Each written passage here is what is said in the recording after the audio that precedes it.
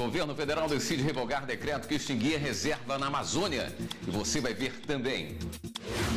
Ministro Edson Fachin, do STF, nega seguimento a habeas corpus de policiais acusados de participar de chacina no Rio de Janeiro em 2015. Por falta de quórum, Câmara dos Deputados adia novamente leitura da segunda denúncia contra o presidente Michel Temer. Justiça proíbe compra e uso de remédio chinês para tratamento de leucemia infantil. E os direitos dos transgêneros no Brasil. Essas e outras notícias agora no Jornal da Justiça.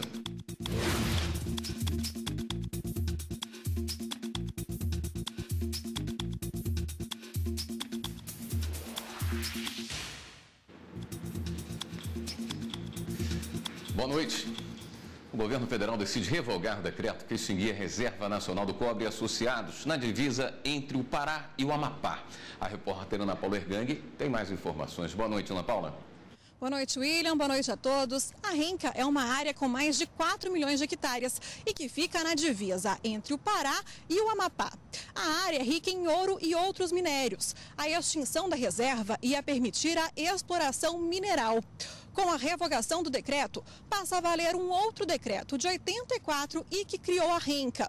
Mas apesar de ter desistido da extinção da reserva, o governo ainda vai realizar estudos para decidir se abre ou não a área para pesquisas e exploração mineral. William. Obrigado, Ana Paula. O ministro Edson Fachin, do Supremo, julga inviável habeas corpus em favor de 2 policiais do Rio de Janeiro acusados de disparar contra jovens em via pública. Quem tem os detalhes é a repórter Fernanda Porto. Fernanda, boa noite. Boa noite, William. Boa noite a todos. Os militares Márcio, Darcy e Antônio Carlos Gonçalves estão presos preventivamente desde novembro de 2015. Eles são acusados de atirar contra 7 jovens que estavam na rua. Destes, 5 morreram. Além disso, segundo a denúncia do Ministério Público, eles teriam alterado a cena do crime. Ao julgar o pedido de habeas corpus, o ministro do STF, Edson Fachin, disse que a prisão preventiva foi decretada para garantir a ordem pública e também diante da gravidade do crime.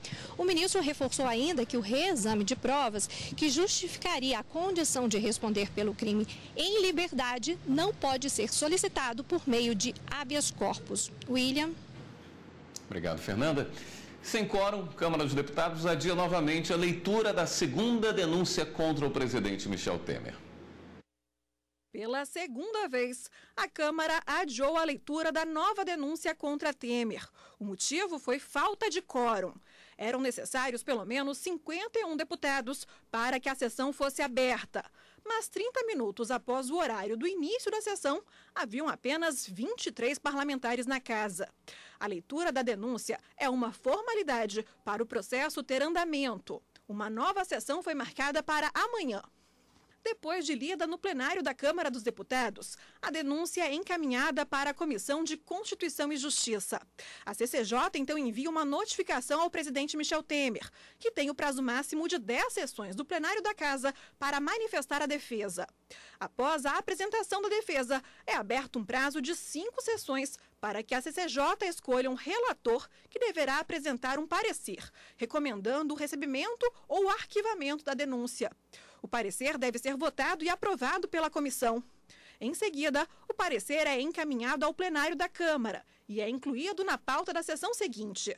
A votação em plenário é feita por chamada nominal. São necessários os votos de 342 dos 513 deputados, ou seja, 2/3, para que a Câmara autorize o Supremo Tribunal Federal a analisar a denúncia contra o presidente durante o exercício do mandato. A Justiça determinou a suspensão do medicamento chinês usado para tratamento de leucemia linfóide aguda. A decisão atende ao pedido do Ministério Público Federal em Brasília. A leucemia linfóide aguda é uma doença que acomete principalmente crianças e adolescentes.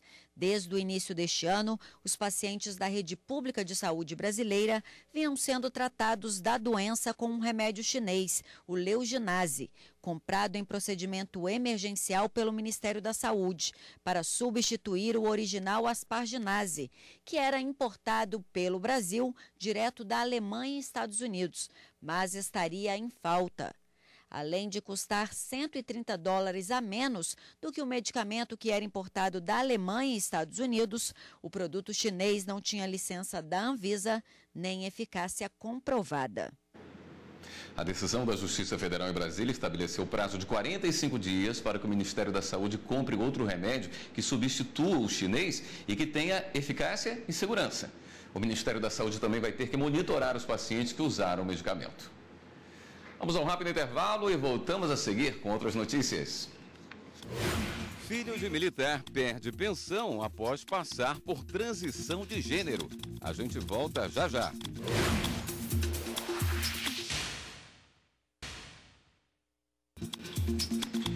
Quem troca de gênero no Brasil já tem vários direitos garantidos por lei. Mas a mudança de sexo também pode acarretar a perda de benefícios. Ela foi registrada com o nome masculino, mas se identificava com o gênero feminino e há 7 anos mudou o nome, Ludmila. Para ela foi um resgate de cidadania. Ao chegar em um posto de saúde, por exemplo, se eu apresento um documento que ele condiz com a minha imagem, que condiz com quem eu sou, provavelmente eu não vou passar nenhum tipo de transtorno antes mesmo de entrar dentro desse consultório. Porque se eu chego enquanto Ludmila num posto de saúde, mas tenho o documento de João, por exemplo, né, os burburinhos já começam muito antes das pessoas saberem o porquê eu fui ao posto de saúde. Mas essa transformação vai além do registro civil e da forma física de uma pessoa. Os direitos de um transexual também mudam e podem parar na justiça. No Rio de Janeiro, um transexual perdeu a pensão vitalícia do pai, ex-militar da Marinha. Ele tirou o útero e os seios e mudou o nome para Gabriel. Mas quando foi atualizar o cadastro de pensionista com o novo nome, o benefício foi cancelado. Por lei, apenas as filhas, mulheres e solteiras têm direito à pensão. Gabriel entrou na justiça, mas não adiantou. O juiz da 7ª Vara Federal do Rio, Frederico Rego, entendeu que Gabriel deixou de preencher um dos requisitos essenciais para o recebimento da pensão, o que autoriza o cancelamento do benefício. Para o movimento LGBT, o cidadão passou a ter os direitos e deveres da identidade de gênero. Nós queremos igualdade de deveres e direitos. Nós não queremos criar uma casta e nem criar privilégios. Eu até entendo a posição do advogado que redigiu essa peça na luta de tentar assegurar a continuidade de um benefício para essa pessoa, mas esse benefício é ilegal na medida em que esse benefício ele é criado só para mulheres. A troca de gênero também altera outro benefício previdenciário, o tempo de contribuição para a aposentadoria. A pessoa do sexo feminino que mudou o nome para o masculino, pela regra atual, tem que contribuir 35 anos e não 30 anos. Se eu passei a me entender como homem dentro da minha situação psíquico-emocional, eu tenho que respeitar o que a lei diz de que a minha aposentadoria por tempo de contribuição deve levar em consideração 35 anos e para a mulher 30 anos. No Supremo Tribunal Federal, tramita um recurso extraordinário em que se discute o direito do transexual de ser tratado de acordo com o gênero com o qual se identifica. O resultado do julgamento terá repercussão geral. A partir de agora, os direitos têm que ser inerentes à sexualidade e à identidade de gênero da qual eu tanto lutei. Fazenda Nacional pode usar dinheiro em conta corrente conjunta para quitar dívidas fiscais. Os desembargadores analisaram um recurso da Fazenda Nacional contra a decisão da primeira instância que havia negado o pedido do fisco para bloquear a integridade dos valores encontrados na conta corrente. O juiz da Seção Judiciária de Goiás havia autorizado o pagamento de 50% da dívida, sob o argumento de que cada um dos correntistas tinha direito a apenas metade do valor depositado. Mas o relator do caso no TRF1, juiz convocado Eduardo Moraes da Rocha, explicou que, no caso de conta conjunta, cada um dos correntistas é credor de todo o saldo depositado, de forma solidária. A Justiça entendeu que o fato de o dinheiro ter sido depositado em conta conjunta, em que um dos titulares não era devedor, não impede que o valor encontrado seja bloqueado em sua totalidade. A 7ª turma aqui do TRF da Primeira Região baseou-se em jurisprudência do Superior Tribunal de Justiça, que autoriza o desconto desse tipo de conta para quitar débitos com a Fazenda Nacional, se estes já se encontrarem em fase de execução fiscal. O Supremo Tribunal Federal aqui deve dar a palavra final sobre um recurso que pede a regulamentação de obras em braille. O Ministério Público Federal entrou com uma ação para que a União baixe regulamento que obriga as editoras a publicar uma cota de todas as obras em braille, de acordo com a Lei 4.169 de 1962. A ideia é aumentar o acesso de pessoas com deficiência visual às publicações. O Tribunal Regional Federal da Terceira Região afirmou que o pedido das cotas em braille viola o artigo 5º, inciso 2 da Constituição. Além disso, desrespeitaria os princípios constitucionais da ordem econômica e da livre concorrência. Ao analisar o caso no STJ, o relator, ministro Herman Benjamin, reconheceu que o recurso não poderia ser julgado pelo STJ, já que a competência para decidir sobre questões constitucionais é exclusiva do STF. 2 incêndios em uma fábrica de móveis paulista podem ter causado estresse pós-traumático em uma funcionária. Para a Justiça do Trabalho, agora cabe indenização por danos morais e materiais.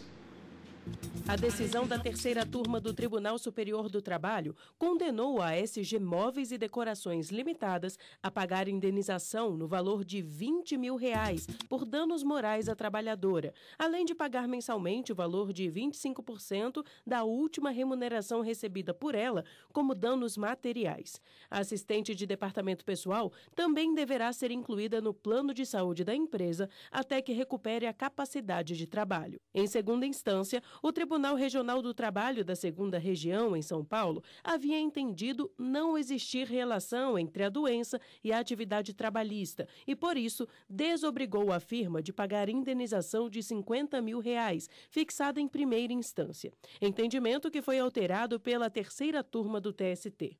O relator do caso, ministro Maurício Godinho Delgado, concluiu que o estresse pós-traumático se trata de doença ocupacional e que houve culpa presumida da empresa para o surgimento do transtorno, uma vez que é responsabilidade da empresa ter controle e direção sobre a estrutura, a dinâmica, a gestão e a operação do estabelecimento em que ocorreu o dano. O ministro destacou ainda que, como aconteceram 2 incêndios sucessivos, ficou claro o descuido da empresa quanto à adoção de medidas para prevenir esse tipo de sinistro. A turma restabeleceu, então, a condenação ao pagamento de indenização. Ainda cabe recurso. E a seguir, no próximo bloco do Jornal da Justiça. A arbitragem é tema de intercâmbio entre Brasil e França. Voltamos em instantes.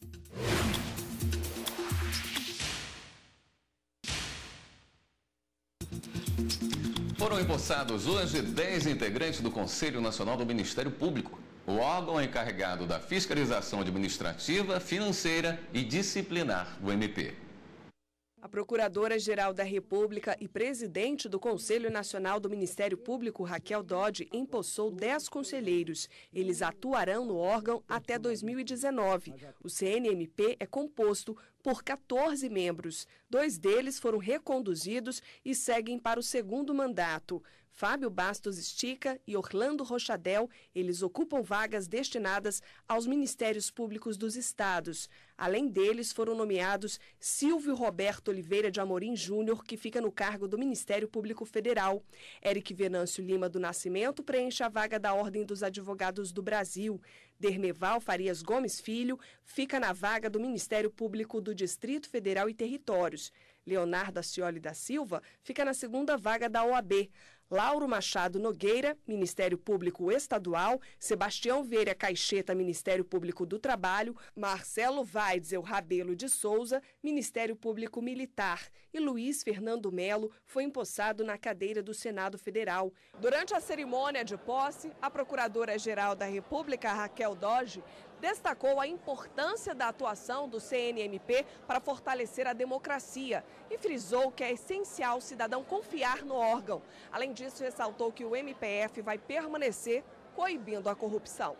O CNMP é também responsável em manter a rigidez institucional, com medidas de controle e de fiscalização, para que a credibilidade das nossas instituições decorra da atuação escorreita de cada membro, em benefício da confiança nas instituições de justiça. O presidente do Tribunal Superior Eleitoral, ministro Gilmar Mendes, está na Alemanha. Ele acompanhou a eleição para o parlamento e também se reuniu com integrantes da Corte Constitucional do país.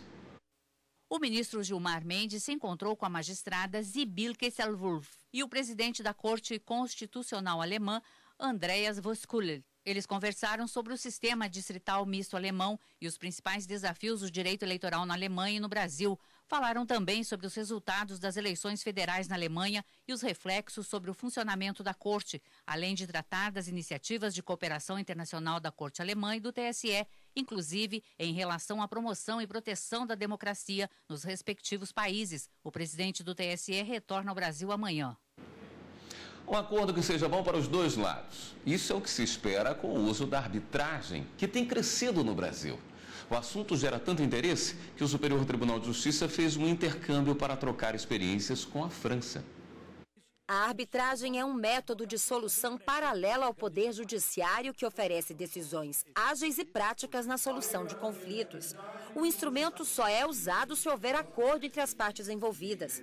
Para a presidente do Superior Tribunal de Justiça, no atual cenário onde o judiciário sofre com a grande quantidade de processos, a arbitragem é vista como um instrumento para auxiliar a justiça brasileira. Este seminário realmente nós vamos valer dele para a troca de ideias e para compartilharmos experiências. Desde 2001, quando foi criada a lei de arbitragem, o Brasil ganhou destaque internacional pelo número de casos submetidos à arbitragem, incluindo a homologação de sentenças estrangeiras.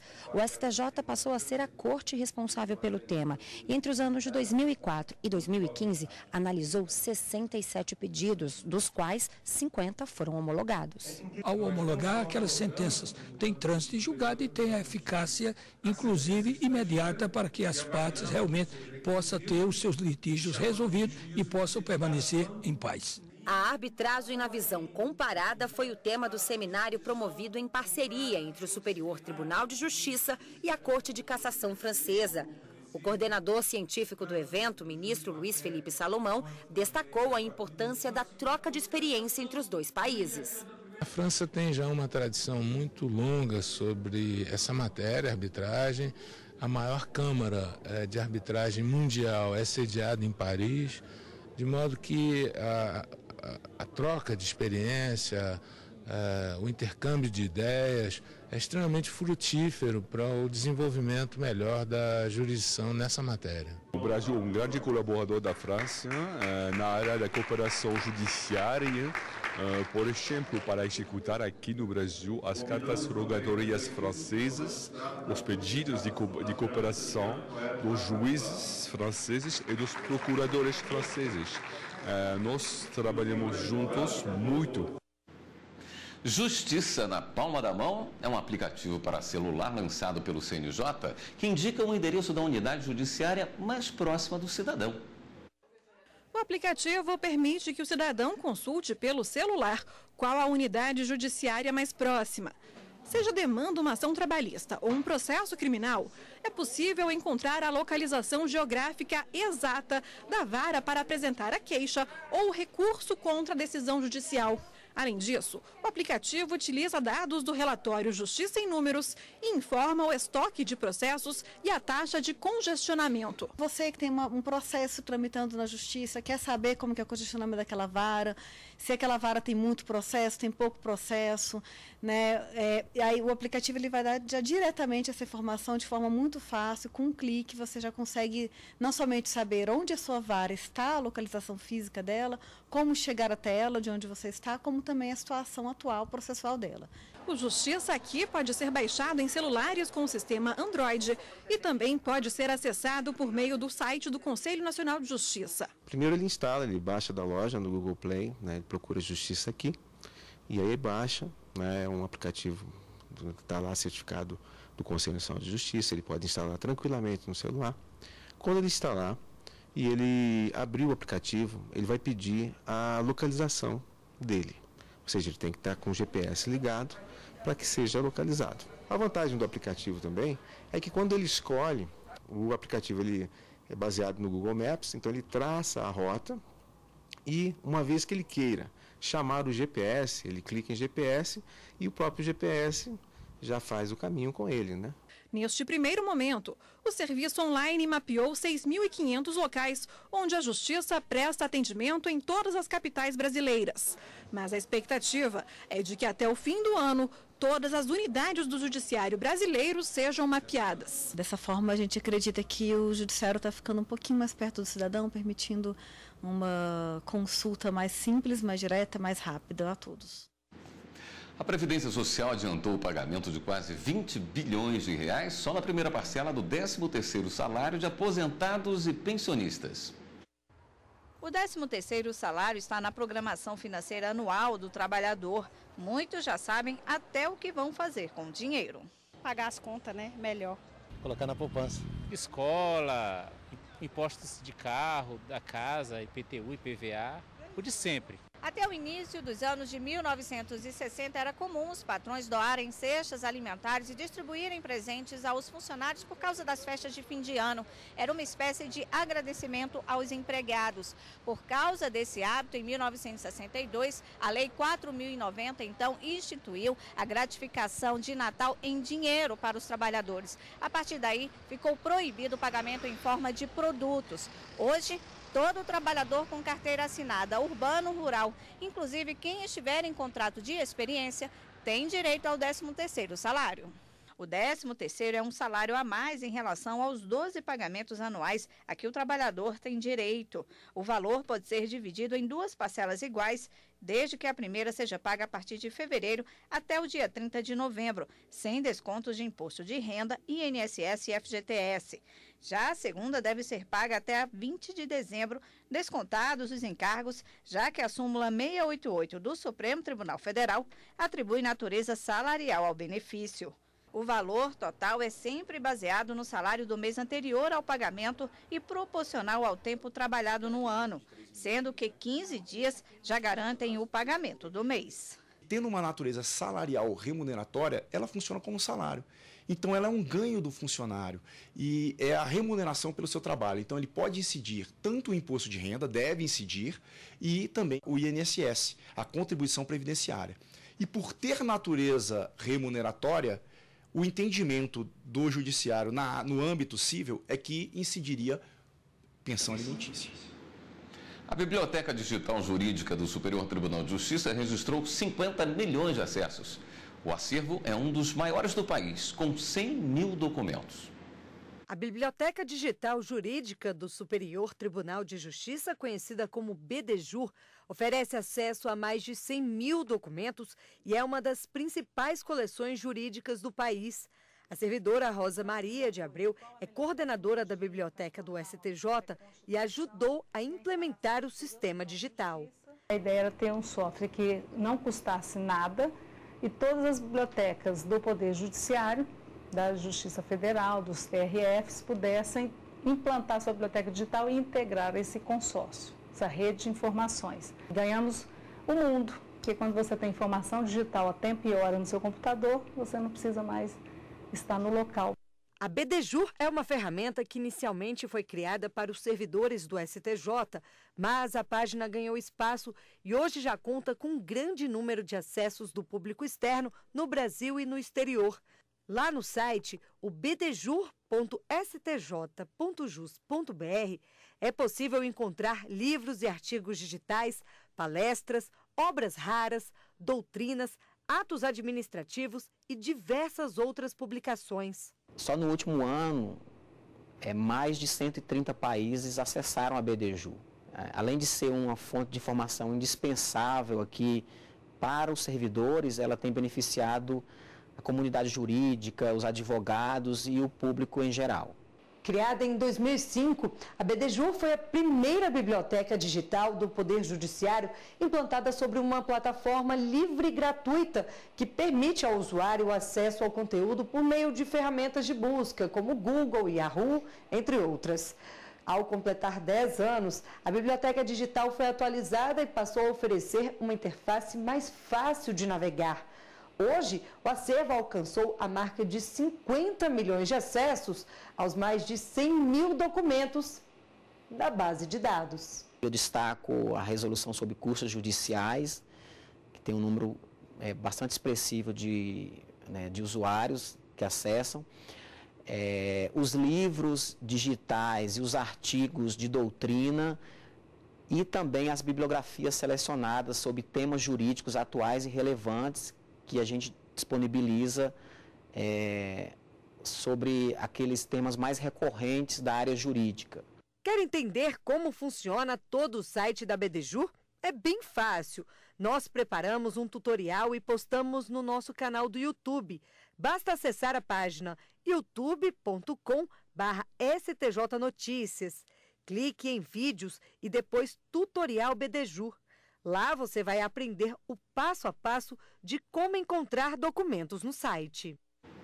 O Jornal da Justiça fica por aqui. Outras notícias do Judiciário você acompanha amanhã, 13h, no Jornal da Justiça, primeira edição. Uma boa noite para você e continue aqui na TV Justiça.